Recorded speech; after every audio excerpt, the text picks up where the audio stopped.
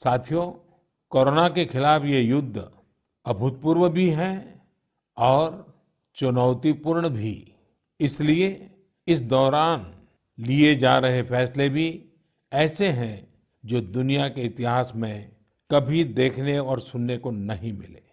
Corona को रोकने के लिए जो तमाम कदम भारतवासियों ने उठाए हैं, जो प्रयास अभी हम कर रहे हैं, वही भारत को कोरोना महामारी पर जीत दिलाएंगे। एक एक भारतीय का संयम और संकल्प ही हमें मुश्किल स्थिति से बाहर निकालेगा। साथ साथ गरीबों के प्रति हमारी संवेदनाएं और अधिक तीव्र होनी चाहिए।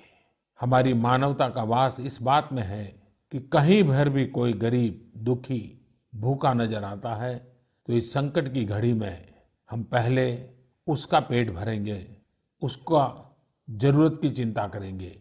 और ये हिंदुस्तान कर सकता है। ये हमारे संस्कार है, ये हमारी संस्कृति है।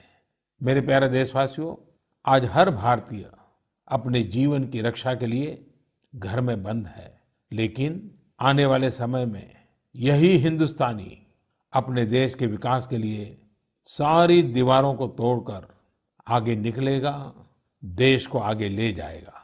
आप अपने परिवार के साथ घर पर रहिए, सुरक्षित और सावधान रहिए।